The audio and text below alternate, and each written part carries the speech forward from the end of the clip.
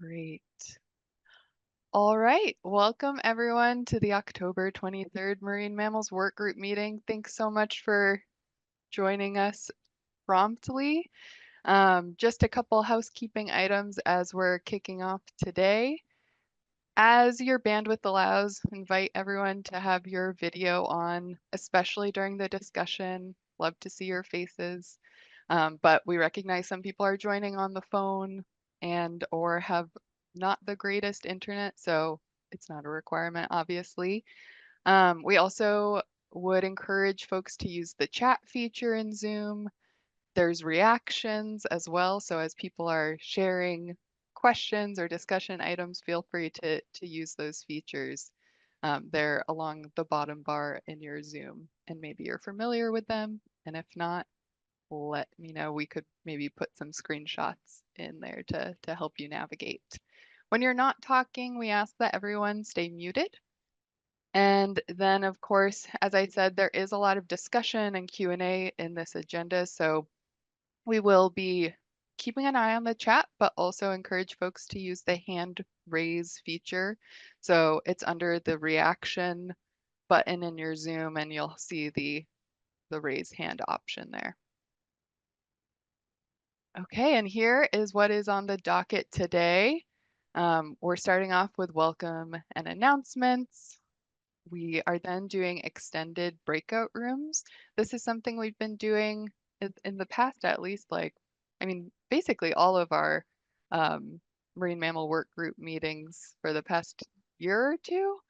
And we're going to be focusing on this prompt around what are some burning questions and topics that membership wants to dig into in a committee meeting form of meeting. So I'll be going over that and kind of the objectives and purpose when we get to that item. We have Scott and Laura joining from Puget Sound Partnership to talk about the PSP Science Work Plan, so really excited to hear from them. We will be having a break. Just note, timing is like a little flexible, but we'll be definitely ending on time. That's our North Star. We'll be ending at 4:30. And then the latter half of the meeting, we are having a dedicated discussion on the state and federal policy landscape as it relates to marine mammals and the marine mammal monitoring community. Really excited to, yeah, carve out time for discussion there. So that's the agenda. I want to run through some announcements that you've probably seen come through the listserv. These are things that I have been circulating pretty regularly as events come up. So we have some ongoing items like Coffee with PSEMP, the Salish Sea Roundtable.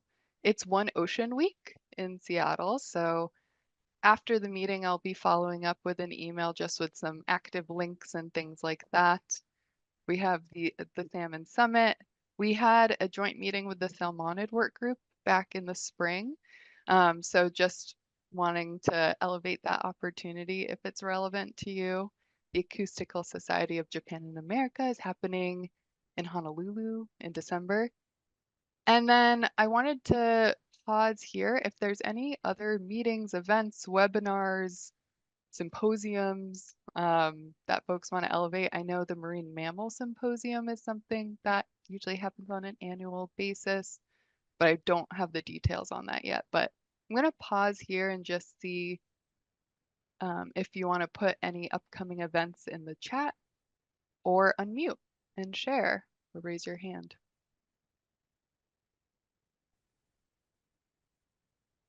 And anything Well, that's maybe shared. Oh, go ahead. for the Marine Mammal Symposium. Hey, Andrew. We're kind of in a transition year and we don't have the same volunteer base. And so while I've been running the program for, I don't know, 30 some years, it seems, we're just in a transition period. So we haven't made a final decision yet, but normally it is, as you point out, always the last Saturday of November. But Okay. we should put something out official, hopefully by early next week. That's a great update. Thank you so much, Andrew. Cindy Hansen shared in the chat that there is the Orcas Network's Ways of the Whales workshop taking place in Coupeville on January 24th. So I'll be sure to, all of these items coming in the chat will be circulated in our next email. The Salmon Summit, will there be site visits or is it all presentations? That's a great question, David. Is anyone familiar with the Salmon Summit that's occurring in Bellingham mid-November? I don't have all the details, but I know I think it's mainly going to be posters and presentations. But I can follow up with you on that, David. Yeah, I know a little bit about it. Oh, I think my colleague at the Science and Monitoring Coordinator and the Governor's Salmon Recovery Office is participating in that, and it'll be just a variety of projects, restoration projects that they'll be talking about. Okay, there's that, and then there's also the learning network opportunity, a knowledge exchange, and that's going to be on floodplains. And I can find out when that is as well. And I know she's working on that. That's separate from Bellingham, but that's going to be a floodplains focused. I don't know if anyone has attended the knowledge exchanges, but they're hosted with, I think, in partnership with the Pacific Salmon Foundation in Vancouver in BC. Jointly with our office and some other folks. So that's another opportunity we should probably have on the list. Great. Yeah, I would love to, if there's any links related to that, Tara, I can follow up with you. Okay. All right, the Whale Museum is hosting the second annual Global Orca Workshop on November 13th. Wildlife Viewing and Nature Tourism Academy is happening in Seattle in February. Okay. There will be at that one, there's going to be a panel with on the whole southern resident killer whales, whale watching, all impacts and progress, and all the work that we are jointly doing as a state in partnership with NGOs and PWWA. Great. So all those things I'll be capturing in my next email that's out to folks. So you have all the links and details, and it gets to folks that aren't able to make today's call. And then publications, I'll also be circulating the link to the Marine Waters Overview Report that just got circulated today. So congrats to everyone who participated and contributed to that report. As we're kind of getting through our welcome and introductions, I just wanted to kind of put this prompt, and anyone who's game, I would love you to drop your name, affiliation, and one thing you're working on or excited about related to marine mammals in the chat, just to get a sense of who's in the room. And we always love to hear about things you're excited about, because that will influence agendas and things we bring to the full work group. So I will, or maybe Sarah will just copy and paste this into the chat, and feel free to introduce yourself as you're able. But moving on, we want to get through our updates really quickly. The Marine Mammals Work Plan has been finalized. I realized that I linked in the agenda to a version with some track changes, so I'll be recirculating a clean version, but it isn't too much of a difference from work plans in the past. Again, we want to foster collaboration. We want to information share in these meetings. We're responsible for updating the Orca vital sign indicators, contribute annually to publications, promote conferences that inform Puget Sound ecosystem health. And then the additional thing that we'll be diving into during our breakout room discussion is we do want to convene this group a little more regularly around specific topic areas or species, in the interest of developing some sort of synthesis, or again, just fostering more collaboration. So more to come on that. But with that, I'm going to hand it off to Scott to share some updates. All right. Well, while I'm requesting to share my screen very briefly. I just wanted to quickly introduce myself and say a few thank yous as the outgoing chair of the work group. I'm going to try to share just a tiny bit of historical perspective just for a couple seconds. But mostly I want to say thank you to Nicole and Sarah and Candace for the major shift that's happened over the past 7 years for me. 7.5 is actually having some more help instead of running the logistics of the work group all by myself. So first, thanks to Nicole, and then thanks to Frankie and Cindy, who have volunteered to take over as co-chairs of the work group.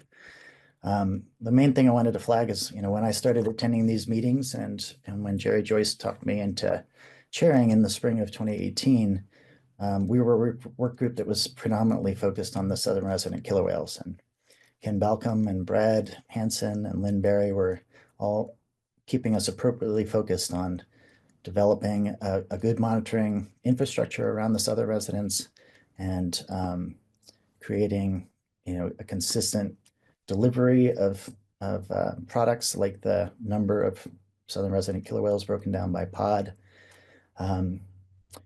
But one of my goals was to try to expand the breadth of the work group to other marine mammals that are also common, really across the Sailor Sea, but certainly in Puget Sound. And so I just wanted to flag this spreadsheet, which many of you have seen before.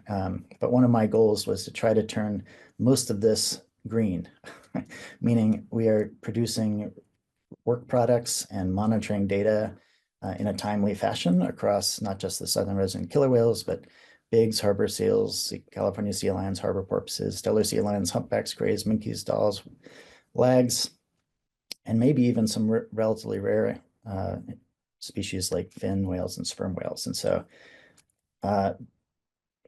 thanks to folks like Jeff at the Encyclopedia of Puget Sound, we've done a pretty stellar job as a work group of turning most of this column green. Some of it's getting a little bit stale, which means that there's, maybe some cyclical work to be done to keep the encyclopedia up to date. But I'm really proud of that. I wanted to thank all the co-authors and leads and folks who reviewed drafts and edited it. So I think that's a bunch of content that I hope will be very useful as we build out a PSEMP website over the next few years and try to share what we observe together better over time. Another piece of that is, helping guide the vital signs to have a second indicator related to orca, the orca vital sign. So that's work to be done to populate that and define it, although we've got a good start on that as a group. The other thing that I wanted to flag is that we've continued, like we did in the early days, to make contributions to the Marine Water Work Report. I think overall it's gotten more diverse instead of just updating the southern residents. We've done a good job of providing a little bit of marine mammal content within that, what was initially mostly a physical oceanographic report of annual conditions. So thank you again to all the authors who participated in that process. This has been a pet project of mine, trying to build a shared gallery so that anybody in PSEMP or the partnership has easy access to nice pictures of marine mammals. So just a reminder you're always welcome to contribute more, but also a thank you to many folks who've helped make this a pretty nice resource that's enriched quite a few publications and online content for the partnership and PSEMP. And finally, there's a YouTube channel, which did not exist before we started, and now it's got, about 40 hours of our recorded collective conversations. So mostly thanks, and I'm excited to take a break. Just as a quick teaser, I put, I'm going to try to take a break from Washington State and travel around the US and internationally to other places that have animals that make sound in the ocean and try to share both orca sounds, open free infrastructure, as well as experiments like this Sailor Sea app that we started this year. It's trying to pull together community science observations along with, let's call them professional observations. So this is our first effort to try to pull together what we hear on Orca Sound, what we talk about on Facebook groups like Orca Networks, what we report through the Whale Alert app, and what a whole nother community called iNaturalist sees out there in the oceans. So I'll put a link to that if you're curious to explore it, but I'll be trying to share that with other communities around the globe. So thanks for being here today. Thank you so much, Scott, and congrats on embarking on your sabbatical. Do you want to remind us when that is starting? Yeah, we leave in December and then for about 9 months.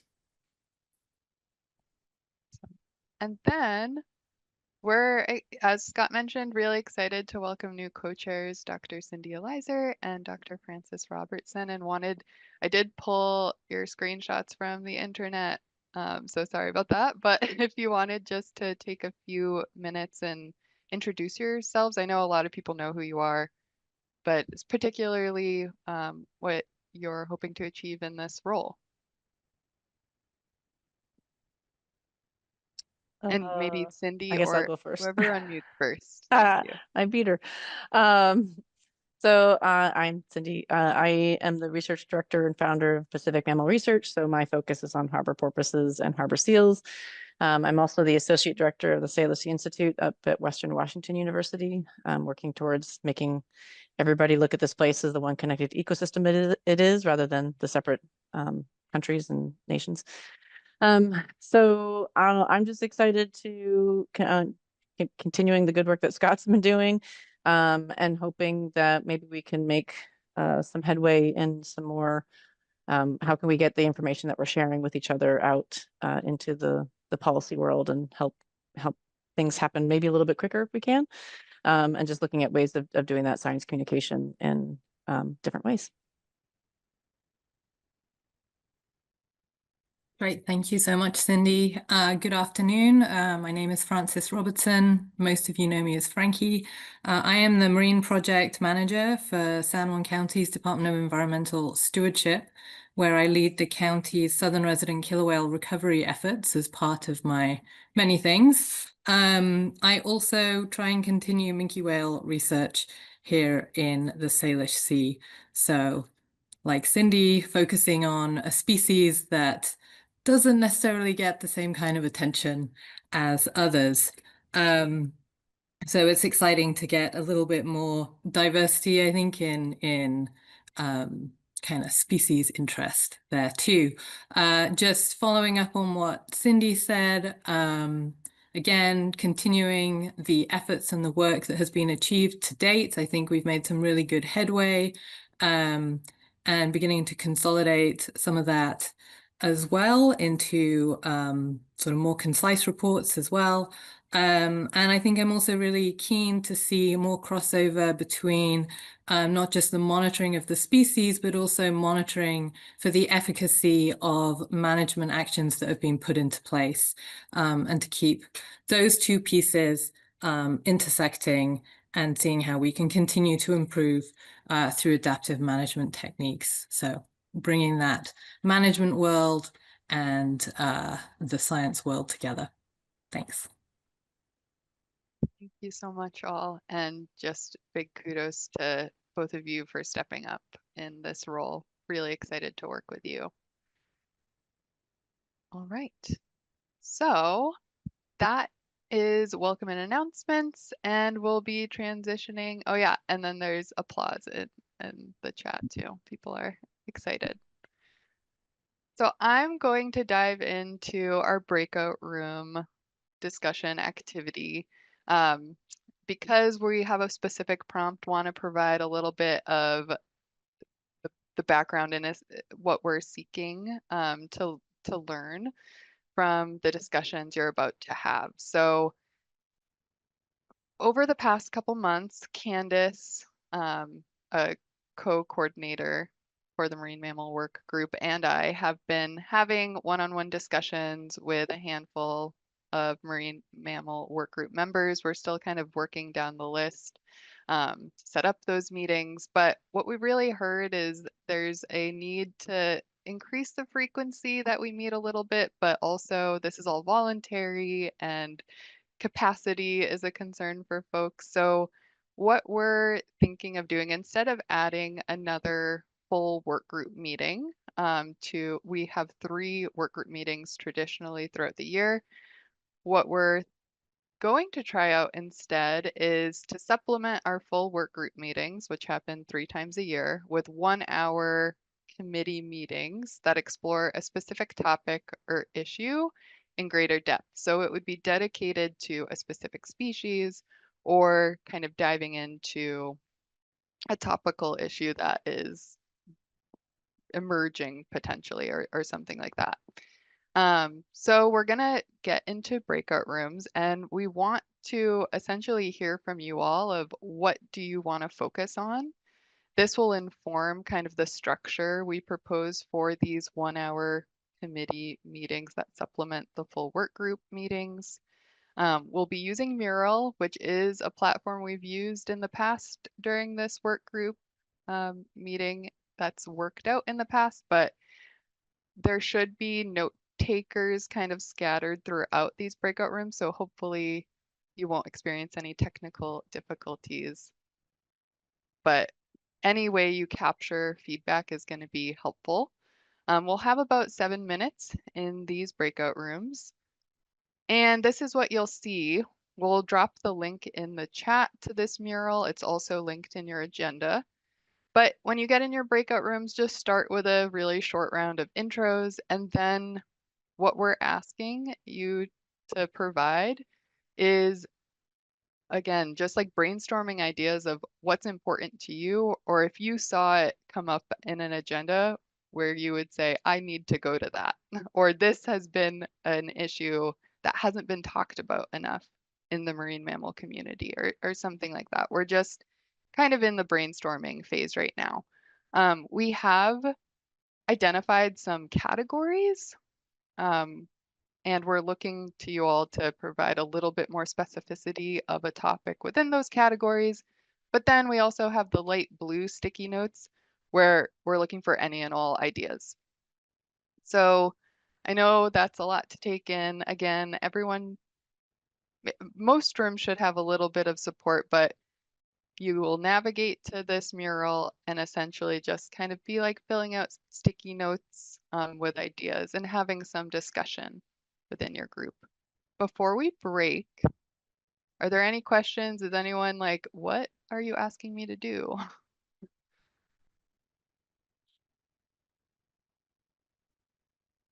Okay. Well, Sarah has been working behind the scenes to help get us into breakout rooms. We'll be about 4 people per breakout room. And she put in the link in the chat as well. So we'll be starting that shortly and then we'll reconvene here in about 7 minutes. So at 3:02. It's quick, but hoping to get something.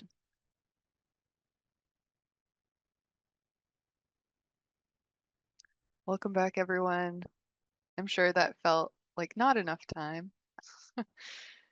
But we will be leaving the mural board open, and the thought of identifying categories and topics for committee meetings is meant to be iterative and kind of living as we're moving through the next year. We're gonna remain flexible, but really looking to launch the first meeting in November so that we don't lose the momentum in the winter and continue it into the next year. So thank you for providing your initial thoughts. And like I said, we'll be leaving the mural open. So I'll circulate that in an email to folks. But thanks everyone for participating in that. And hopefully you're in a room with some new folks. Okay. So with that, we're getting to the presentations on our agenda. And first up is Scott and Laura to present on the Puget Sound Partnership Science Work Plan. Scott, Laura, maybe you would love if you could introduce yourself. I'll stop sharing my screen and that should enable you to. Okay, I think Laura is going to share PowerPoint. I'm Scott Redman, and Laura Rivas and I are the leaders of a science and evaluation program at the Puget Sound Partnership. Some of what that means is that we support our science panel in every 4 years developing a science work plan. And so we were invited here to talk with you about that, how it intersects with your marine mammals focused work. And although my name is first, I'm really going to turn it over to Laura and let her take this away. But before I turn it over, just let me say a big thank you to the other Scott Viers. Your leadership has been wonderful. Thanks for doing what you're doing, and best wishes on your time out and about. That sounds fascinating. Thank you, Scott. Okay, thanks to both Scotts. And I'm gonna take it over now, I guess. Nicole, can you confirm that the screen is being shared now? It looks great. And that everyone can hear me. Sometimes Zoom, I have to get up real close to the microphone to be You heard. sound great. Great, thank you. And I'll say thank you to Nicole for inviting Scott and me to share the science work plan with this group. We're really glad to be here. And hey, yeah, more Laura's in the world. Awesome, Scott. And I'm excited to talk to you about the work that Scott and my predecessor, Catherine Wyatt, did to bring us this science work plan. And then now join you and many others in thinking and about how we can support implementing it. And I don't think I'll be able to see the chat unless it pops up on the screen like Scott's just did for me. So Scott Redman, if you can keep an eye on those while we're going and respond as necessary. I also might be interrupted by my child here. Just a second. She was supposed to be napping. There you go, screen. My daughter would always know when there was going to be a presentation and all of a sudden Her show timing up. is So impeccable. yeah. So yeah, please just take a look at Scott will watch the chats and we'll get going. And again, I'm Laura and work with Scott with the science and Hannah, who's here, and the science and evaluation team at the partnership. So today, like I said, we're going to talk about the science work plan and how the current one came to be, the priority and non-priority actions within it that we think might be relevant to this group, and the way that the partnership supports work to address those actions.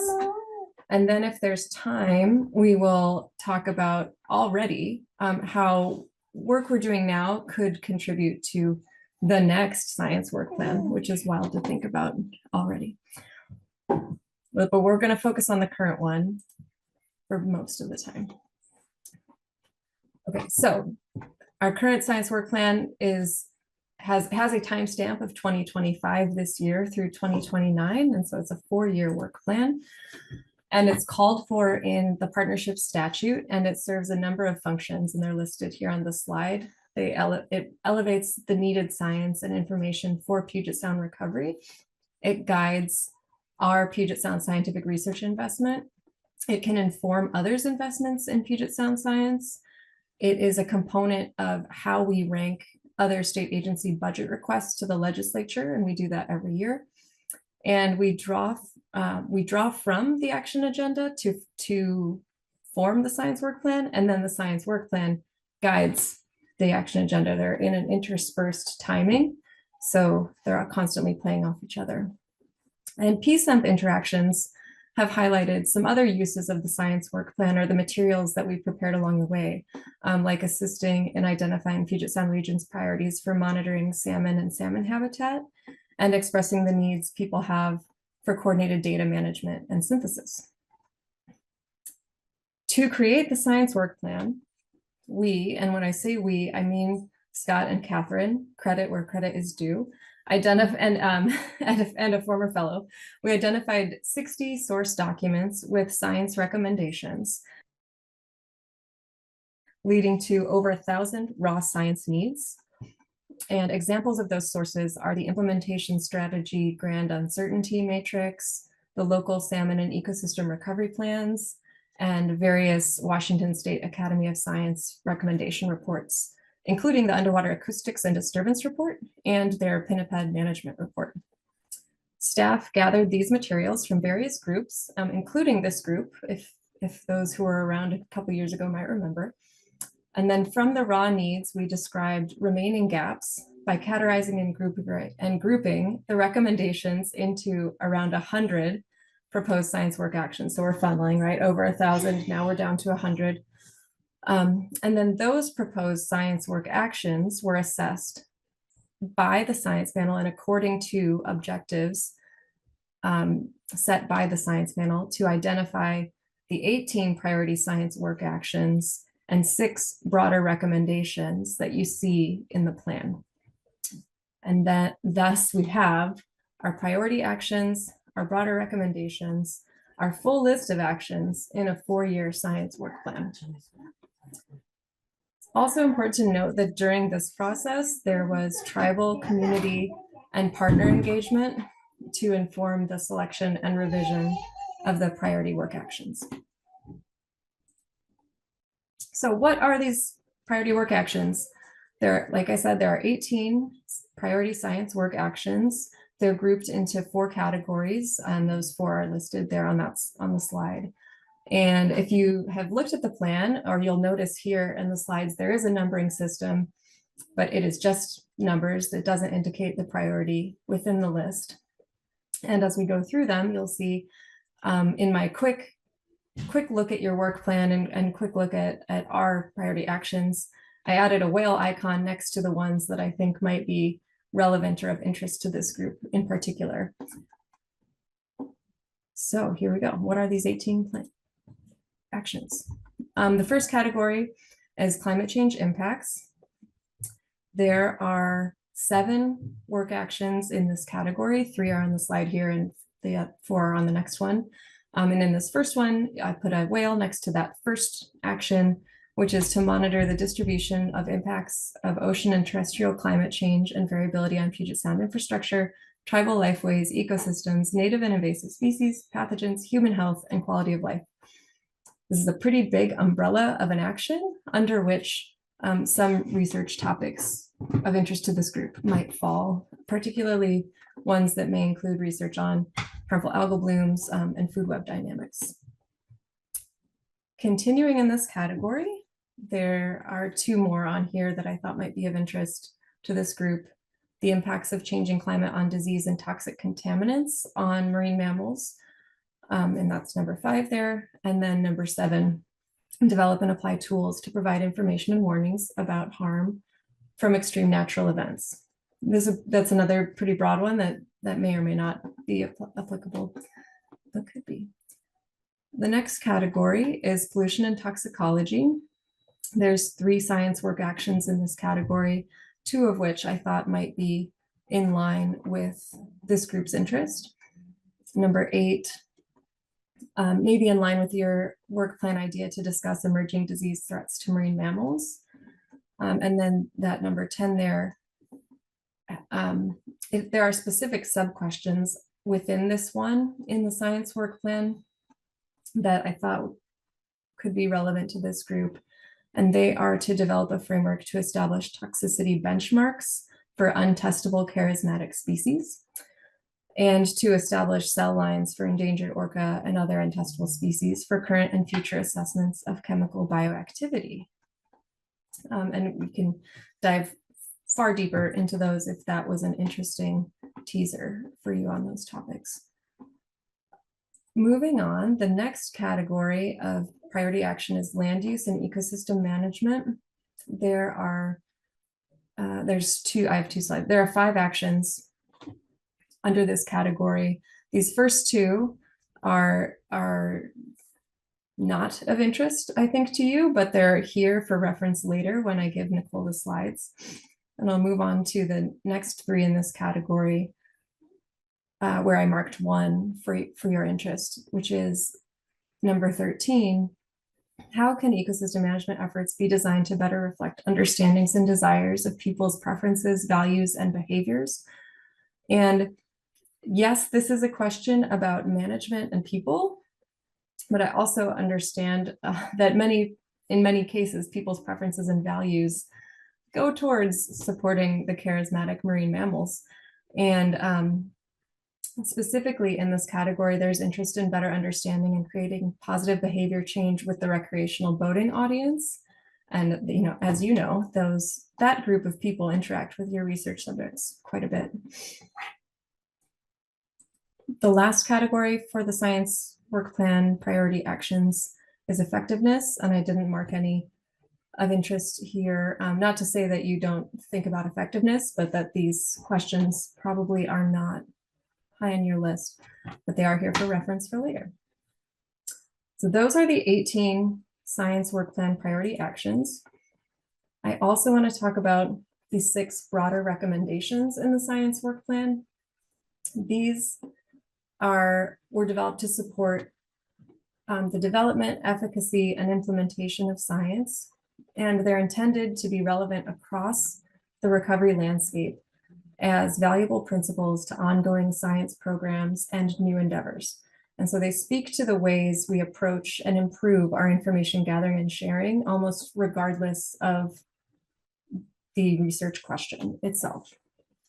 And so the Marine Mammal Working Group can implement these broader recommendations in many ways through its work. And I see in your work plan intention to increase meaningful engagement with tribal nations, to expand research on the linkages between in the socio-ecological system, to produce communication materials for research, and to expand assessment activities. So I think you're already doing some of these, or at least intending to do these. Next, I want to make sure that we talk a little bit about the non-priority science work actions in this 4-year science work plan. As I said before, there are about 100 science work plan actions that we then whittled into those 18 priorities. The remaining 82 are still science work actions in the science work plan, even if they're not priority. And when I look at those, there are quite a few that refer specifically to marine mammals or to pinnipeds or to seals or sea lions, like that they're called out specifically. And there's a long table of all of these actions in the science work plan. It's in Appendix D. And as I look at all of those actions that specifically call out marine mammals, they fall into 4 themes or categories by my read, and those 4 categories are on this slide. And they are listed in the order of frequency of occurrence in the list. So the pinniped predation impacts on salmon had multiple actions in that theme. And that's followed by impacts of disease and toxic contaminants on marine mammals, including bioaccumulation. That was the second highest theme of those actions. Third, the acoustic impacts to marine mammals. And then finally, there was one action in this 4th category where it did seem to be on its own, remote sensing and acoustics approaches for marine mammals and for salmon in freshwater. And so some of our sources, we could probably point to some of our sources as the reasons for the prevalence of these categories, like the pinniped predation report from the Washington State Academy of Science is a main source for that first category, but also lead entity salmon recovery plans had that in there. And other sources that contributed to this list were the Orca Task Force recommendations, this Academy of Science report on underwater noise as well. So hang on to these themes for a minute. We're going to revisit them. But before we get into discussion, I wanted to talk about one way that the partnership is able to support implementation of the science work plan. As mentioned earlier, the science work plan guides Puget Sound scientific research investments. And this is one and maybe the most direct way that the partnership is able to support that work. And this is a funding source managed by the partnership, funded by the state legislature. And with this funding, we fund some research through collaboration with Washington Sea Grant, but the majority of the funding is distributed through a competitive process. This year, we ran a competitive process to identify projects to receive funding from Puget Sound Scientific Research that would address the priority science work actions from the science work plan.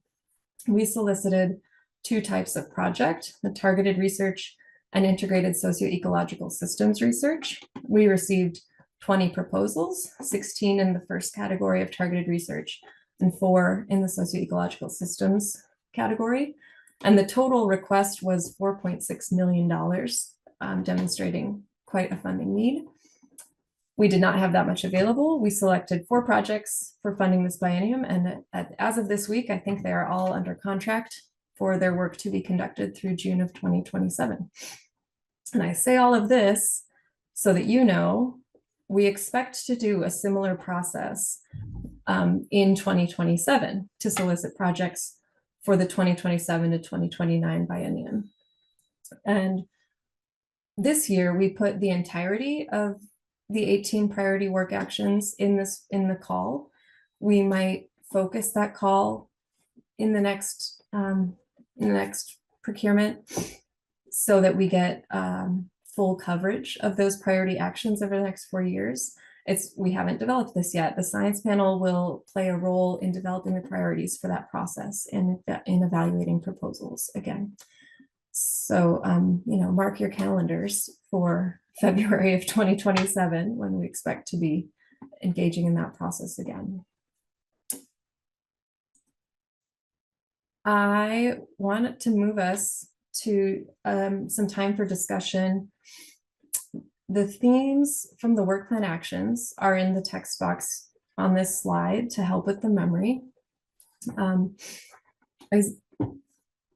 I do have slides for us to talk about the next science work plan, but I think it is more important. So if we're low on time, Nicole, to have a discussion about our current work plan. And these questions came to mind for me. What intersections and opportunities do you see between your work and the actions in the science work plan? And how can you work to apply the science work plan broader recommendations? But you are also free to take this discussion wherever you would like it to go, and I'm happy to listen. I'm gonna get my notes out of my way so I can see people, but leave the questions up. And Nicole, do you have could you let me know how much time we have for that? Or do you want to facilitate the discussion from Yeah, here? happy to facilitate. We Okay. have about 10 minutes. Perfect. So we'll open it up to the group, and I think we would certainly maybe when it's a little bit closer, could loop back with you about talking through the next, like the update process. As you said, it's a little ways out. So Yeah, great. all right. I have a Well, pretty broad go ahead. question for Scott and Laura, and I've wondered about this for a long time, like a decade. Sort of, it's a little hard. It's been hard for me to wrap my head around the implementation strategy and the acronyms and processes. So the FAQ is really helpful. But I'm wondering, like really broad brush, like what do you think has been the most successful implementation strategy? And do you think it would be warranted, given the vital signs revision and its attention to both Southern residents and BIGs, to sort of create an implementation strategy to sort of set goals for the new occupancy indicator, finalize a methodology for reporting it, and then ultimately achieve success on those 2 vital sign indicators? It feels like a pretty overarching thing that we never, as a work group, seem to have time to address, which is like, we have a target for the population, but we don't yet have a target for the occupancy indicators for either ecotype. So I guess I've wondered about it for a while. I just get your thoughts on, like, would it be helpful to think at that level for an implementation strategy for particular marine mammals, either killer whales generally or any of the other ones in our scope?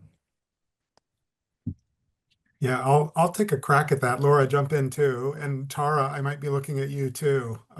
I would suggest that my thinking about this maybe doesn't go back a decade, but definitely to 2017 when we presented to Governor Inslee the state of southern resident killer whales, and he said this won't stand, and we're going to have an orca task force.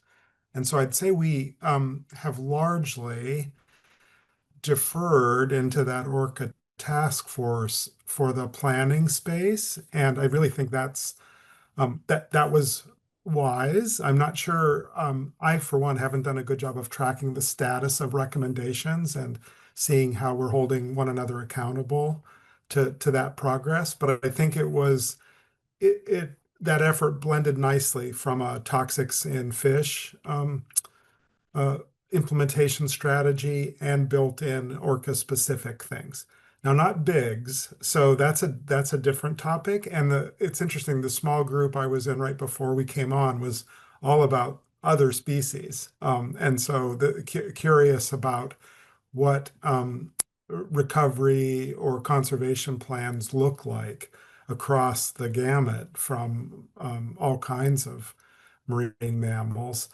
Um, so Tara, if you'd be comfortable just coming on and talking a little bit about the Orca Task Force recommendations and their Sure. status. Yeah, sure. Yeah. And I think probably everyone knows this, but we developed a website where we have progress on there so people can actually go and look at any individual recommendation and look at the status of progress in terms of agency work. And sometimes I include partner work if it's super relevant. But not necessarily linked to like an orca occupancy indicator, since that's a vital sign target and indicator. So while we have population goals in the task force, we don't have anything on indicators. So that it's a little bit connected but separate. So I don't know about develop. I don't know what it would look like to develop indicators for occupancy and how much that would relate to, or the recovery of the species, I guess. Mm-hmm. And also, just while I'm talking, I popped a couple things that might be relevant to the discussion in the chat, that the governor just came out with a new executive order asking state agencies to include or incorporate traditional ecological knowledge. So that might be a whole other, maybe not for today, but a whole other discussion that I'm sure we'll all be thinking about as state agencies that could impact the work of this group as well. And the work plan, maybe in the future, even though you just did it, but in the next iteration. Right. I'd like to go back to Scott's question, and again, I'm going to refer to the small group. I was primarily a listener in that small group, but I did hear great interest in, and I hear this in Scott's question too, in the work group, sort of being in the boundary spanning space of there's some science that can be brought to bear, and there are some management needs that might need some science. So maybe one thing I'll suggest is thinking about either these work group meetings or some of those committee meetings, as Nicole introduced it, focused on a particular, say the Orca Task Force, or say like what would recovery planning or planning around orca occupancy look like? Because I don't know that people have really focused on that. So I think there's, and I'll bring it back to the science work plan. We try to build that plan from recommendations made elsewhere. And then the idea would be that the science gets produced, the information then isn't just put in a publication, but somehow talked about with the managers who have interest. And I think a work group like this could be a good place to bring findings and to bring science needs from across that boundary.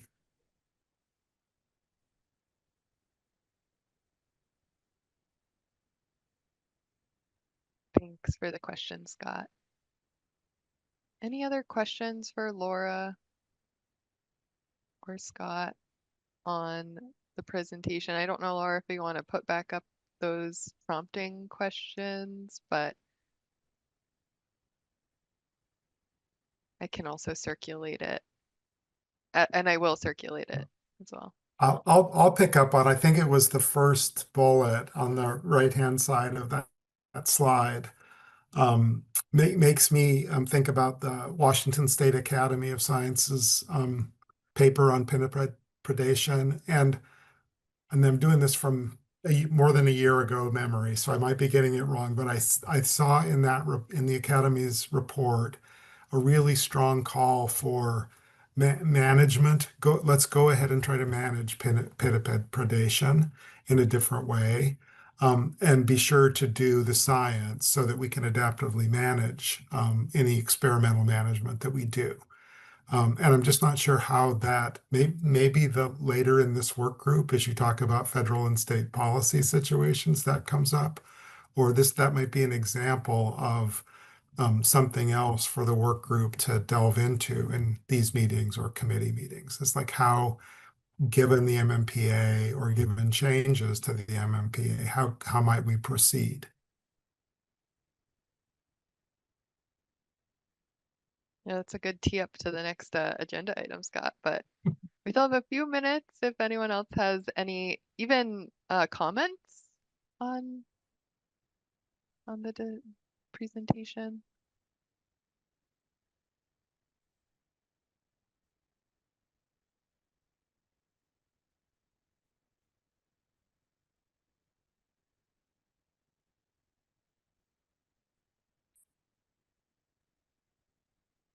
Can sit in the silence a little bit, but we can also break a little earlier. I'll add one more thing, Nicole. Yeah.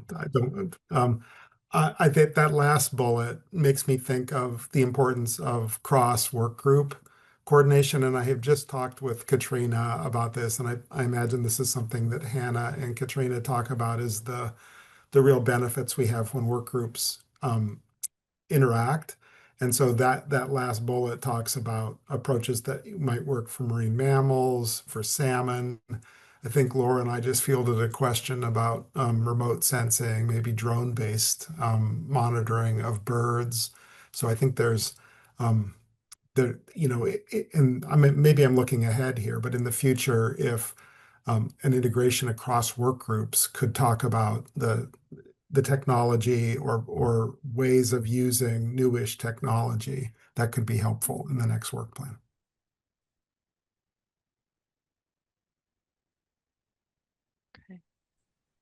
Yeah, Scott, I'll add to that. Even in the breakout room activity we did at the start of this meeting, several of the topics that were pre-populating that mural would intersect with some of the things in this box, right? And like pinnipeds had a whole category, and the first thing listed in that sticky note there was predation on salmon.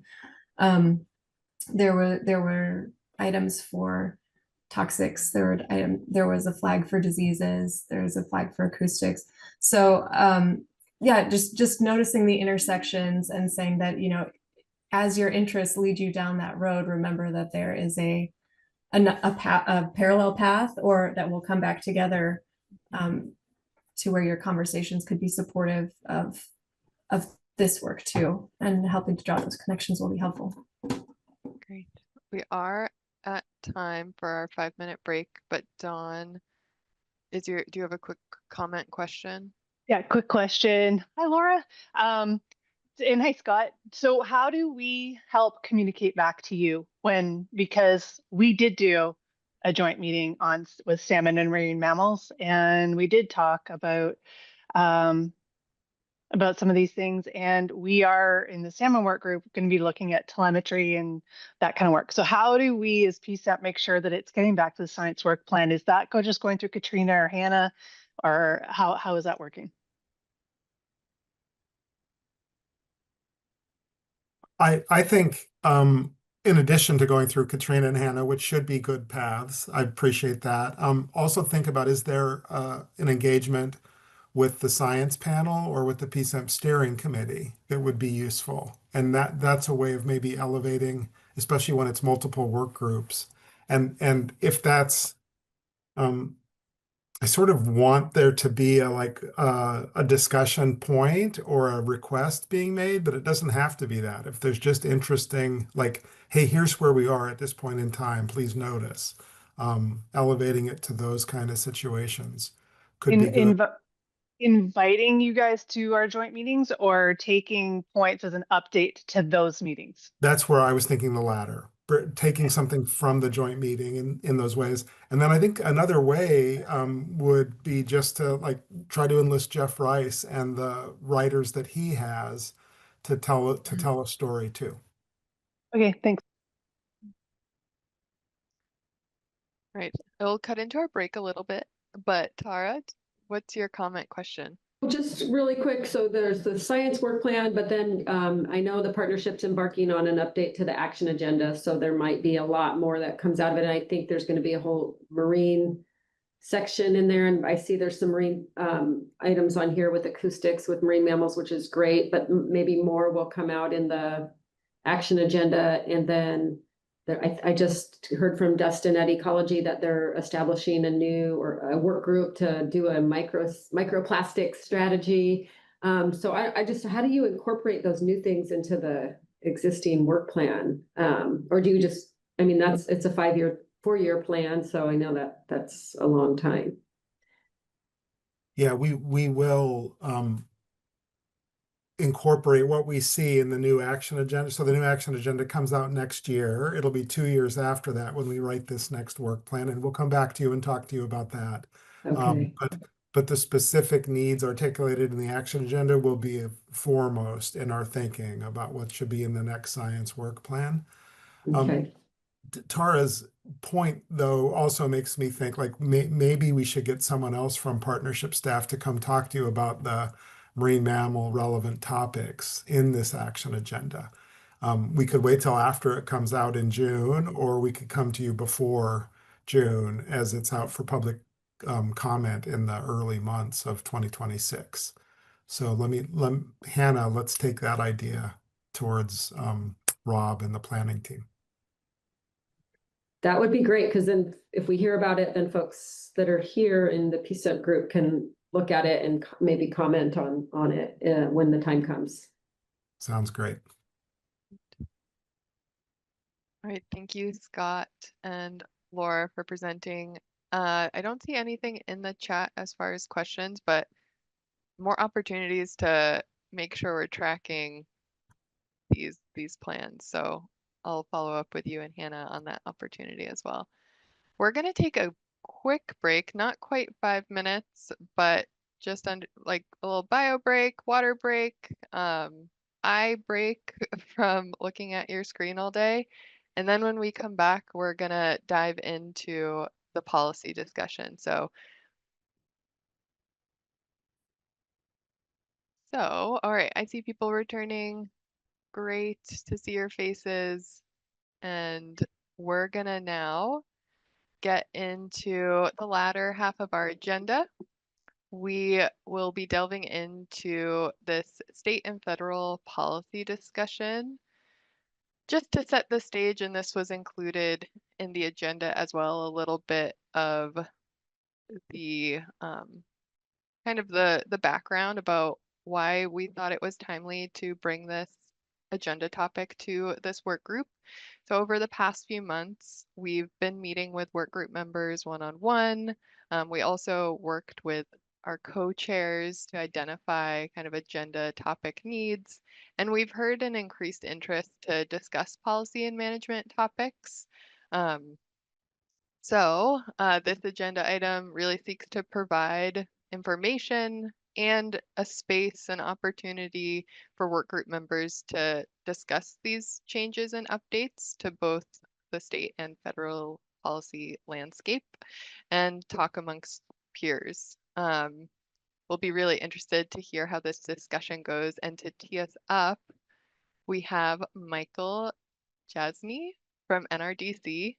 And I will hand it over to you, Michael, to introduce yourself. Just want to say thanks to you for attending. Really appreciate your time. And also thanks to Tom Jefferson, who connected us. So with that, I'm going to stop sharing my screen, and that will enable you to share your screen and give a little introduction. Great. Let me see if I can start that sharing. Yes, looks like this is working. And can everyone see Yes. the presentation in full? Okay, can see great. it. Terrific. So my name is Michael Jasny. I direct the Marine Mammal Protection Project at NRDC. I think I know a number of people on the call today. It's great seeing you all. There's a lot to talk about when we're looking at changes and potential changes in federal policy. We can spend a lot of time talking about what's going on within the federal administration. It's possible you've already had those calls. I would be happy to come back and talk about that part of it too, talk about what's on the horizon, what various executive orders do or have the potential to do, and so on. But to start with, anyway, wanted to focus in on what is happening legislatively, and that's because what we've been seeing this Congress is fairly unprecedented in terms of attacks on marine mammals. It's not like these attacks are coming out of absolutely nowhere. They've, I would say, been ramping up in the last few Congresses, especially since the 117th. And indeed, we've had to be on defense even when the Democrats had marginal control of both chambers. But things have gotten significantly worse with the current trifecta in the federal government. And so I really wanted to talk about what's been happening there. So I'm going to talk about the MMPA reauthorization bill. It came out in discussion draft over the summer. I'm going to spend the majority of my time talking about that because it's really been kind of a magnet for a lot of bad ideas for amending marine mammal law and policy. But I'll also mention attacks coming through appropriations, particularly on the Marine Mammal Commission and Prescott funding. And I'll also be talking about other attacks that are really focused on endangered whales. Before I start, I'll also just suggest a little bit of good news that there is some organization of the environmental community to fight this stuff. Back just before the first Trump administration, a couple of us realized that we would have a real fight on our hands with certain industry groups targeting the Marine Mammal Protection Act in particular, also the Endangered Species Act, over their conflicts with marine mammals, and that we needed to be in there to defend these laws. And we've largely done that, although we've lost one or two fights too along the way. What we really want to do, what we're actually right now pivoting to, and I can get to that, is over to a kind of regional approach to build support in key states and in key districts for marine mammal defense, and hopefully eventually progressive marine mammal legislation as well. So with that in mind, let's start in the depressing stuff. First, the MMPA reauthorization bill. So back in July, the House Natural Resources Committee released a discussion draft. So this isn't a piece of introduced legislation. We're expecting this legislation in some form to be introduced. This was a discussion draft, but it was fully formed, and it immediately became the subject of a hearing. The principal sponsor for this bill is Representative Begich from Alaska, but it is strongly supported by the House Natural Resources Committee's majority leadership, particularly Representative Westerman. And there are pieces of this bill that have been championed by House leadership over the last few years, particularly by Mike Johnson. I'll talk in a moment about proposed amendments to the incidental take authorization provisions of the Marine Mammal Protection Act. And Mike Johnson has been a real champion of that language.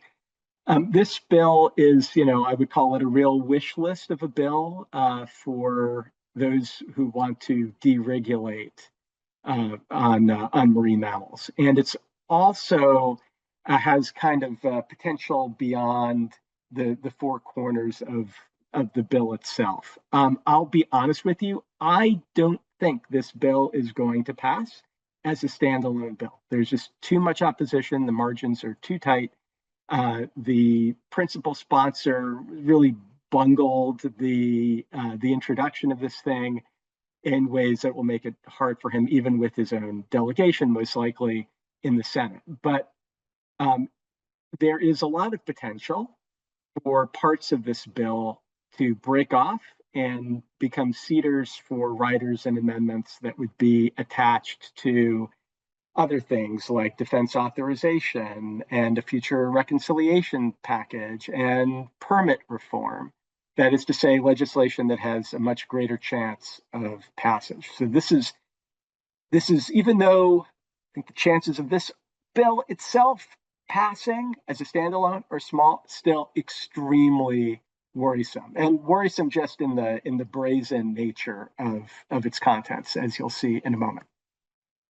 So there's a lot that this bill would do. I'm not going to hit on everything, but I'll hit on what I think are the principal changes that it would make, or the most consequential ones.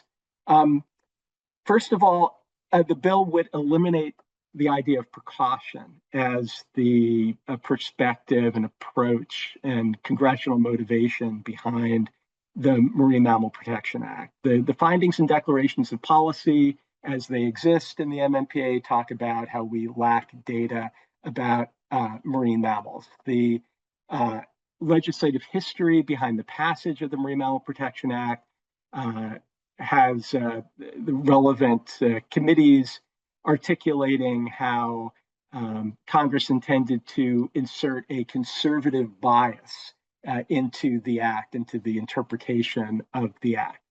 That is very important because when it comes to our arguing how the act should be interpreted now 50 years on, that kind of legislative history, that language about scientific uncertainty, all of that is very helpful in ensuring that there is something like a conservative precautionary approach taken with respect to these species. This bill would alter those findings and declaration of policy, specifically to say that the precautionary principle is misapplied here. And then the bill doubles down by adding a new section that specifies that all decisions and determinations shall be made based solely upon the objective application of the best scientific and commercial data available and without application of precautionary factors or assumptions. This is language that will influence, if this were passed, every aspect of how the MMPA is applied. The thing that's really pernicious about it is that it seems reasonable. I mean, it's worded in a way, framed in a way that seems to be standing for best available science. But, you know, we understand when it comes to species that are difficult to study and science that is limited, that this kind of language is really problematic and can inhibit application of the law. A second thing that this bill would do is redefine optimal sustainable population and potential biological removal. These are, as you know, I think most of you will know, they're key terms within the MMPA. First thing it would do, this bill, is it would redefine optimum sustainable population in a way that moves from the goal of maximum productivity of the population and species, taking carrying capacity into account, to what is necessary to support the continued survival of marine mammal species and stocks, which of course is a far lower objective. And then in keeping with that concept, the bill would redefine potential biological removal. So this is the number of animals that could be removed from any species or stock in a given year while maintaining optimum sustainable population. Would change this very important calculation to eliminate the recovery factor. This is a factor that attempts to take account of species' relative ability or inability to rebound from loss to some members of their population. And it would also require, quote, systematic and complete abundance survey data in order to establish another of the three factors in establishing potential biological removal, that is minimum population estimate. So if systematic and complete abundance survey data happens not to be available for a particular species or stock, then potential biological removal is deemed to be unknown. And there are serious consequences of that. In order for a population to be considered a strategic stock under this bill, its PBR would have to be known. And also a PBR would be the only basis by which a stock could be listed as strategic under the MMPA. Endangered Species Act listing would no longer be a basis for designation. This has very serious consequences. If you look at the North Atlantic right whale, it's a species, as we know, in terrible straits. Eliminating the recovery factor would effectively raise potential biological removal so high that the right whales would no longer be considered a strategic stock. And then pursuant to yet other changes in this bill, they would therefore no longer be the subject, or could no longer be the subject of take reduction regulation in commercial fisheries. What I mean to say, in other words, using that as an example, is that these changes in definitional language would end take reduction plans and take reduction rules for virtually all species of marine mammals when it comes to commercial fisheries.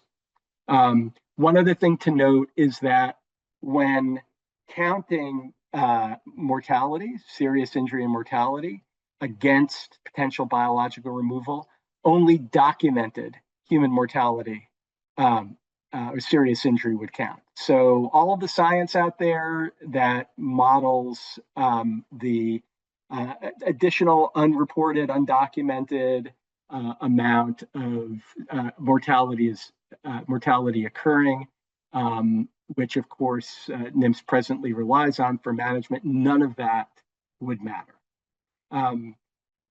So this, like I said, I mean, this would be utterly destructive of NIMS, of the MMPA's approach to reducing bycatch in the commercial fisheries. I'll try to move a little bit faster. I realize I want to leave time for questions, but another important thing that this bill would do is gut the incidental take provisions of the act. It would do this in quite a few ways, which I have up there in the right-hand column. I can send Nicole a PDF of this afterwards, so you can look at this. I can also send you a fact sheet that goes into this in more detail. But suffice it to say that this bill would eliminate some of the standards and water down to the point of utter uselessness the rest of the standards. And I'll just pick out the least practicable adverse impact requirement in the incidental to take provision. So these are the provisions that reduce Navy impacts on marine mammals, including southern residents and other marine mammal species in our neck of the woods. And same goes for many other activities as well, almost everything outside the commercial fishing sphere. The least practicable adverse impact requirement, which courts have interpreted as being robust, would be eliminated, and instead it would be replaced by mitigation provision that says that any mitigation that's applied can result in no more than a minor change in the activity and may not alter the basic design, location, scope, duration, or timing of the activity, which leads one to question what would be left. And once an activity has gone through this process and has gotten an authorization under the MMPA, Endangered Species Act compliance would no longer be required. So it would effectively eliminate Endangered Species Act protections for endangered and threatened marine mammals as well. And there are other significant changes which folks can ask me about. It's changing the definition of serious injury, changing the harassment definition, eliminating the zero mortality rate goal for bycatch and commercial fishing, and on and on. Just to mention the other two kinds of attacks I wanted to, I flagged at the beginning. One category are attacks coming through the appropriations process. Since Trump's first administration, the proposed federal budget has zeroed out funding for the U.S. Marine Mammal Commission and for the Prescott program. That's been the case year over year in Trump 1 and this first year in Trump 2. That attack has failed at every previous appropriations cycle, and that's because we've been able to get folks on both sides of the aisle to support continued funding for the commission and for Prescott. However, Trump has made it very clear that he wants to use a somewhat arcane congressional process known as rescission in order to further cut the federal budget in ways that he wants. This maneuver is not subject to Senate filibuster, so will be harder to stop. So I would say the Marine Mammal Commission and Prescott are in more danger than they have been in prior years. And then finally, I want to mention attacks on endangered whales. So far, these attacks have not focused on any species off the West Coast. They really focused on North Atlantic right whales and on Rice's whales in the Gulf of Mexico. And these whales have been the subject of numerous writers, amendments, standalone bills, last Congress, and this one aimed at rescinding vessel speed rules and preventing critical habitat designation and so on. I bring that up here just to say that it's bad precedent for all of us, for any endangered marine mammal species or any marine mammal species that we care about. Because if you start seeing the MMPA sliced up like Swiss cheese, the Endangered Species Act sliced up like Swiss cheese in order to accommodate these kinds of exemptions for some of the most critically endangered whales off our shores, no species is safe. So again, to get back a little bit to the better news, there's been a real attempt to meet these attacks with pushback, and this coalition, the Marine Mammal Defense Coalition, has been doing a lot of organization around defense this year. For that July hearing on the MMPA reauthorization bill, brought out a celebrity witness, Jeff Corwin, who testified before the committee. He also did a lot of TV interviews, got a lot of local news coverage around the country, put out an op-ed in USA Today. All of that together with op-eds that a lot of our members in this coalition got out in their regions. It was so much pushback that Begich during the hearing started to try to walk away from his own bill. We still think it'll be out. They're probably going to make a few tweaks here and there. It will see the light of day again. But clearly that pushback was not something they were expecting. And since then, we have done a lot of meetings. We did a big DC fly-in last month, really targeting we think are gettable Republicans and some squishy Democrats to try to raise the profile of these attacks. And I have to say, speaking generally, that there was a lot of receptivity, even in Republican offices too, to the points we were making. That said, turning that kind of receptivity that we might get from a staffer over into something meaningful, some that could result in say a member going to their House leadership and saying, "I'm not going to vote for this much passed bill if this bad marine mammal language is in there." That is another step. So how do we get from here to there? Well, obviously, it's more of the same, more Hill action. But as I mentioned in the first place, we really feel the importance of growing the regional power base for marine mammals in Congress. And that's because I think we've just been back on our heels defensively for a long time. We're never going to be able to pivot and actually accomplish positive things, significant positive things, unless we really mobilize, let alone, to try to defend existing law against these attacks.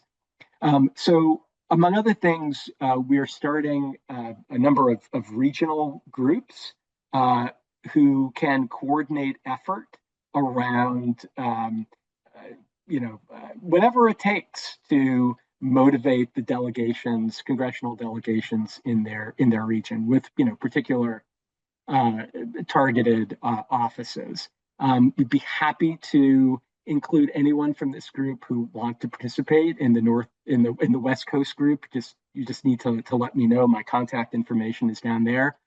Also, and I don't know how this group works collectively, but there are certainly opportunities for research-based, science-based organizations to speak out about some of these attacks. So, for example, when the MMPA reauthorization bill is formally introduced, not just in discussion draft form, but as a real live bill, that will be a real opportunity for folks to weigh in collectively. And if this group ever does that, certainly welcome you're doing so here. I mean, just speaking to your conservation interests, research interests, and so on. And of course, just we'll flag, as you well know, being in Washington State, you are in Senator Cantwell's state, and their office is very much aware of this, but continuing to elevate these matters with them is always helpful. Okay, I will stop. I've probably gone. Yes, I have gone too long. We were a little behind anyways, but we have the buffer at the end, so no worries. Okay, well, I don't know if folks, if there's any time to answer questions. Yeah, this portion of the agenda is a little flexible. We also wanted to open it up to updates from work group members. I know I reached out to some folks individually, especially kind of around how the federal impacts of these decisions will be trickling into the state. So I see Tara has her hand up, then Megan. I think we're opening it up to comments, questions, everything at this point. So I'll hand it to you, Tara. I'll let Megan go next. She probably, Okay. Yeah. Go ahead, Megan. Awesome. Can you hear me? I don't know if I'm Yes. popping up on video. Thanks. Awesome. Hello, everyone. I'm Megan West. I'm the Federal Policy Coordinator for the Washington Department of Fish and Wildlife. And I just really wanted to echo what Michael said, especially as it relates to Senator Cantwell's position. We as the department have a very broad mission. And one of the things that has continued to rise in terms of being elevated to us is, the need to balance salmon and pinnipeds in the Puget Sound. And it's a very sensitive issue, as we can all imagine. And just given the fact that, we recently saw the MMPA reauthorized or amended in 2018 to allow for lethal removal of pinnipeds in the Columbia River for at-risk salmon and steelhead. You know, the desire from Cantwell, at least in the realm of salmon and marine mammals, is you know, it's not really palatable at this time. And so just wanted to reinforce Michael's you know, discussion around this, that although there's a recognition about how pinniped predation affects salmon in the Puget Sound, that even right now is not necessarily the time to really open up the Marine Mammal Protection Act. You know, you're listing all the things. It's basically everything in the kitchen sink to be an attack on the MMPA, and you can only imagine what else could come out of the woodworks. And so in those discussions with her office, they're just very conscientious of what a pathway forward looks like, and they don't want to put species at risk when they're being protected by the Marine Mammal Protection Act. And so just being sensitive to kind of the political dynamics at work, as well as you know, what's going to pave the way in the future. I just cannot reinforce enough the conversations I've had with that office, and basically elevating and reiterating now is not the time to open up the Marine Mammal Protection Act. So I think, you know, especially with the tribal engagement that we have in Washington State and the interest there, those conversations are ongoing.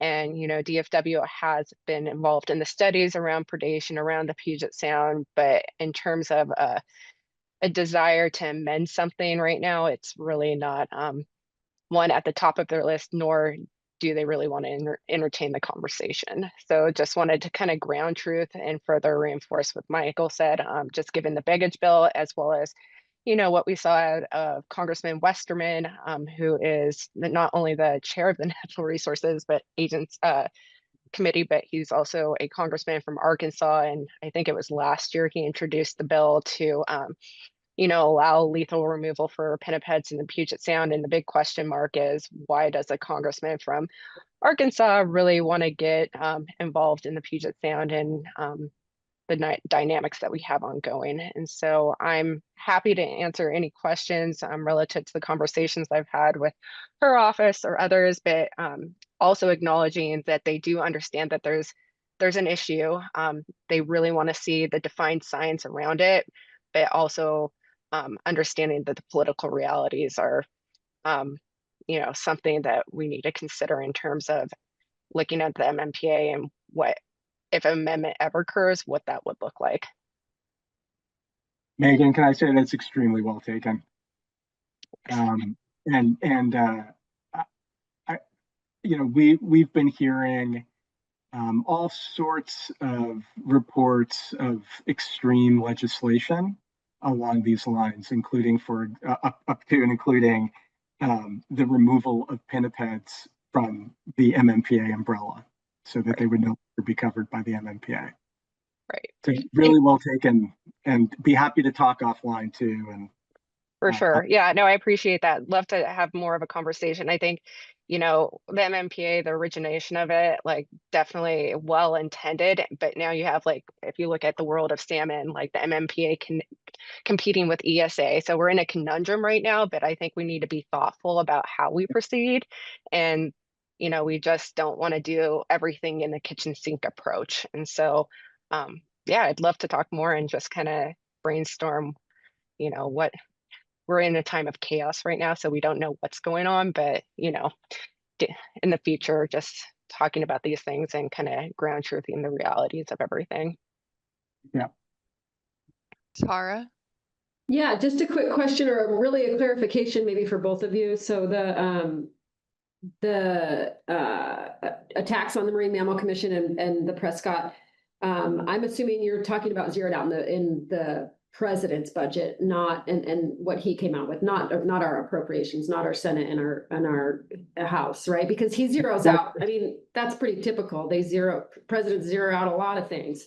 But so I'm just kind of trying to figure out strategically where and if and how to push, and so that's helpful. Yeah, so, no, it's absolutely right. The thing that's concerning is the use of rescission, yes. because that, yeah, that's really what I wanted to flag. I mean, we've been out year after year. As I know a lot of people are on this call have getting various Congress people to support continued funding of Marine Mammal Commission and of Prescott. But rescission is a different game. And it's easy for things to just get swallowed up in it because of the very rapid pace in which it moves, if it moves. So that's the big concern, I think. Okay, thanks for that clarification. Yeah. Any other questions? Let me give it a second. I think one of the things we are also kind of morphing into the state update roundtable and item that we've been tracking is just the implications of federal decisions on budget or like grant opportunities, funding opportunities, and even what these changes could do for funding monitoring, which is already limited in funding opportunities. I'm just kind of throwing it out there to work group members, kind of if you've been experiencing any impacts from, again, things coming from the federal and across, yeah, impacting Washington State. Tara, I see your hand up again, but Yeah, I mean, I could do this in the roundtable, but I did want to let people know that I spoke to Michelle Pico last week, and they are not issuing an RFP for the National Fish and Wildlife Foundation Killer Whale Conservation Program for the first time since its inception in 2018 or 19. And I was told it was due to different federal funding priorities through the Navy, REPI, and also pulling out the USDA NRCS funding that was in the pot. They need at least $1 million to run an RFP. So I just wanted to put that on folks' radars. They did give out 2.4 million in 2025, and that's been an important source of funding for specific to killer whales. But that's another hit at a already difficult time.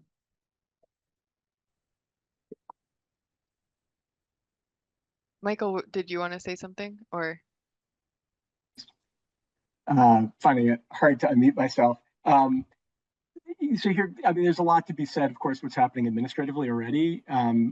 Just to say one thing that ties back into the congressional piece is that if the incidental take authorization provisions of the act are gutted in the way that's intended here, a lot of the funding from industry and from the Navy that has been available over the last more than 20 years, I think, would evaporate. And that's because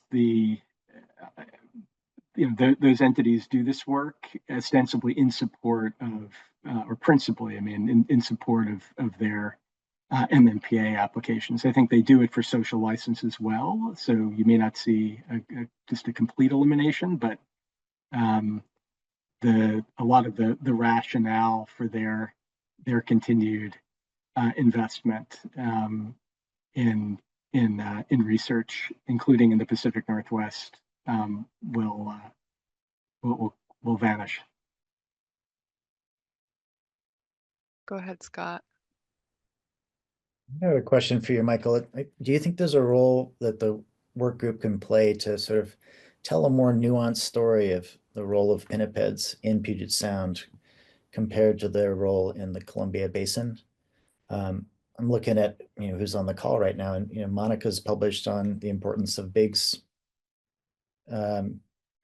preying on those pinnipeds, and the importance of not culling them because they're a food source for the other apex predator that we are starting to talk about and see be more resident than our resident salmon eaters. And Casey's nuanced comes into like what do harbor seals really eat in different subregions of Puget Sound, and how much does a human-made bottleneck matter in certain subregions?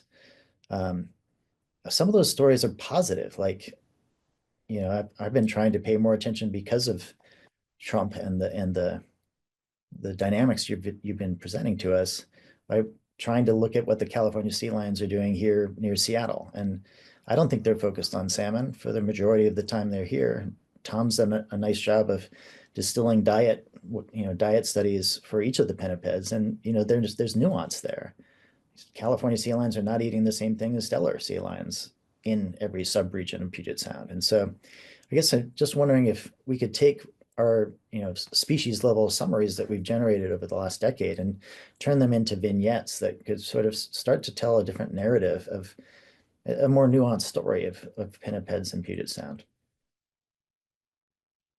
Yeah, I mean, it's a really interesting idea, Scott, and worth further thought. I would say at the moment, timing wise, because we're not seeing any language and we're hoping not to see any of this language injected, we wouldn't want to do anything big in public, right, on this issue. Hope that it can fly a little bit below the radar legislatively. That said, there can certainly, there could very well be real opportunity. We're continuing to meet with offices during the shutdown. It's kind of catch as catch can, but having those kinds of maybe introducing that kind of alternative narrative to certain offices who you'd want to arm or disarm on this point could be helpful. For that, this is one of those things that I would want to go back to our coalition and get their thoughts and what could work strategically. And also, Megan, interested in your thoughts about that. Maybe we can talk offline. I do think there's potential there, and I'd be grateful if y'all would continue to discuss it. Yeah, Casey, do you want to speak? Yeah, it's just my topic came up, so I thought I would jump in and just say, Appreciate it. Scott, I as many of you know, most of what I've ended up working on since I started with WDFW 5 years ago is looking at impacts of predation on salmonids. And I'm a little worried that we find ourselves chasing our tails with these conversations where it becomes the issue for pinnipeds that we decide to talk about in this space. And then this group is talking about it and it makes its way into documents. And then we point to the documents and we say, it's listed here as the top or one of the top issues. And it's certainly important. And in certain places, it's very important. And in other places, it's probably not impacting the salmonid runs writ large. And I think it's important to keep working in this space. Well, I hope so, because I'm doing a lot of that. But I would like to also just put out there that there's a lot of really other valuable things to know about marine mammals that we don't. And making those conversations a little more nuanced, I think, is a wonderful thing. So just wanted to say thanks.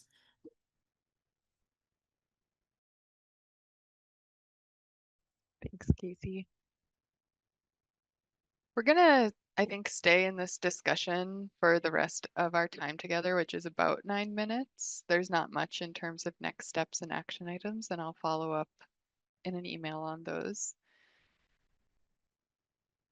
So I want to maybe open it up into the state update roundtable. We've already kind of entered into some of that, but Tara, I know was there anything else you wanted to share on updates? Well, I mean, we've got Megan on the call and she's Okay. a great resource. So, I mean, I just wanted to share the NIFWIF news and just a lot of what the state is kind of reacting to. But I don't know if you had a speaker planned, but I'm happy to weigh in wherever. Not necessarily a speaker. I know we also have Todd on the call as well, who might have some kind of global updates for the group. But really, this is open to any marine mammal work group member at this time to share out any updates on program, good or concerning, funding and grant opportunities, legislation you're tracking related to what Michael presented on or not.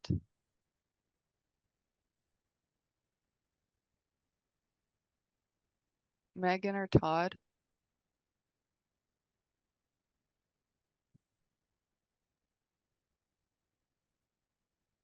Hey there. Yeah, Yeah. I mean, I can speak generally to kind of the landscape of what we're seeing in Congress and, kind of the timelines that we can anticipate. I mean, as we all know, we're in a government shutdown, and from what I'm hearing, it can last as long as Thanksgiving. So just be prepared, especially how that affects our federal partners and what those anticipated or unanticipated um, impacts will be. I know from a WDFW perspective, and I'm sure every state agencies on here, our collaboration and partnerships with the federal agencies are key. And so if we don't have staff in the office, especially on the administrative side, we're going to see paperwork start piling up, which is going to delay things. And then additionally, as we have, state agencies have their carry forward that is contingent, that has been built up because of federal funding. And so as the shutdown persists, if it's even longer than we're anticipating beyond November, then we're going to start seeing some impacts to the financial side. So I know that the governor's office is very keyed in on what those impacts are and are asking the agencies what we're expecting or anticipating. So just know from a state agency standpoint, that is an ongoing conversation that happens almost daily and weekly.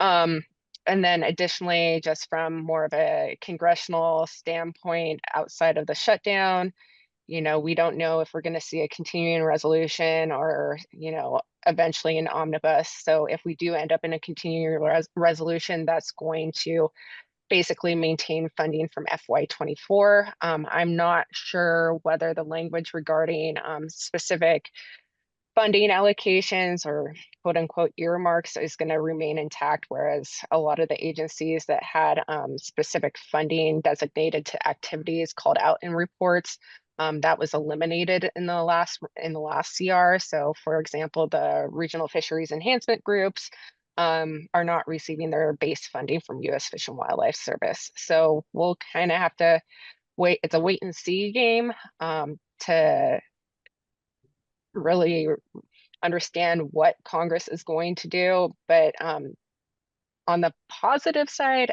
congressional staff are still working. And so I will be out in DC, not this week, but the following week, talking to them about the different proposed funding levels in the House versus the Senate on a lot of the activities important to DFW, including Southern Resident Killer Whale funding. And then additionally, if you're familiar with the Pacific Coastal Salmon Recovery Fund, Eric Netherland is going to be out there for a pack surf fly-in just to speak to the importance of that. And that's going to be a joint conversation with multiple states, including Idaho and Oregon. Alaska and California are not able to go, but those 3 states will be able to talk to the delegations relative to the importance of pack surf and the on the ground effects. And as part of our general conversation, we're just flagging for agents, for the congressional staff, really what the long-term effects of the shutdown could be potentially be, and just having that conversation so that they're aware and tracking. But yeah, that's pretty much what's going on my end, and happy to answer questions. And Tara, Todd, I don't know if you have anything else to ask. I know Aaron from Puget Sound Partnership is on this call as well, so he can kind of speak to the EPA stuff. But yeah, well, I would just say that things have been, we've gotten most of our 25 funding, but it's been staggered and delayed, and it's just not been following the typical course of timelines for funding.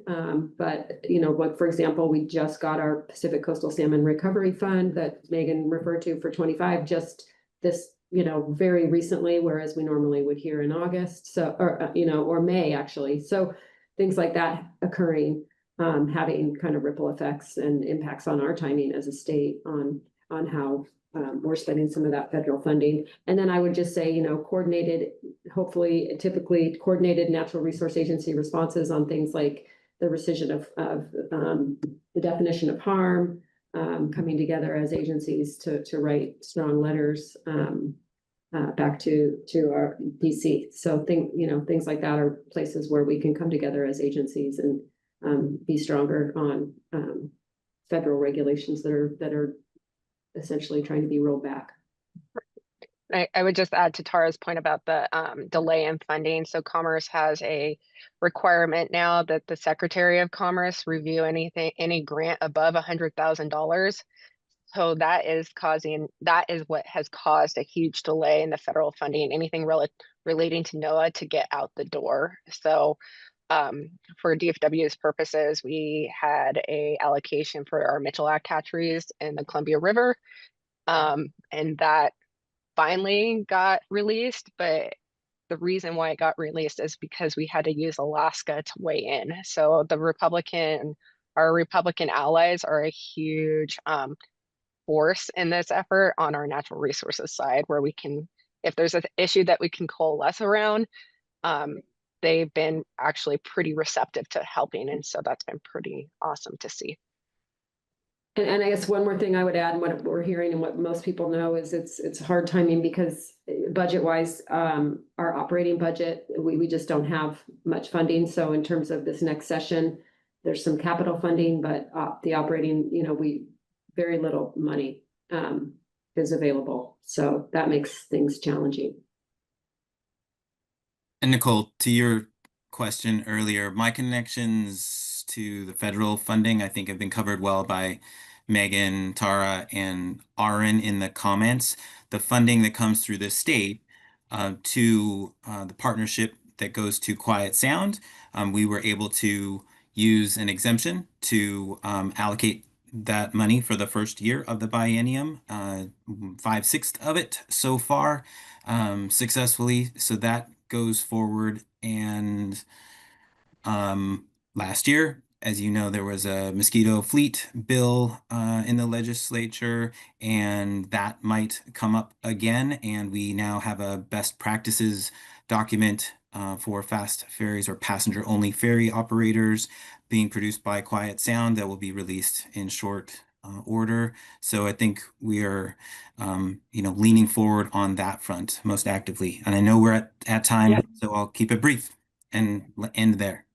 Thank you, Todd. Yes, this is a topic we could probably talk more than just an hour about, but to be respectful of everyone's time, I think Michael is on East Coast time. So especially thankful for him joining us today. Just big thank you to Michael. Thank you everyone who was able to make it and share out and participate in this discussion. I'll be circulating just a little bit of an opinion poll about if this is a topic we want to keep kind of digging into as a work group. I know it's not necessarily directly about marine mammal monitoring, but I think it's relevant and there are implications to what's happening to the community. So appreciate everyone for attending and participating today. We'll be circulating the recording, meeting minutes, and like I said, I'll be doing a email shortly just with some of those links and information. And I will be circulating meeting materials as well. So thank you, everyone. And I hope you have a great Friday tomorrow, great weekend. And we're looking forward to connecting more often as we launch the committee style meetings in the next month or so. So keep an eye out for that.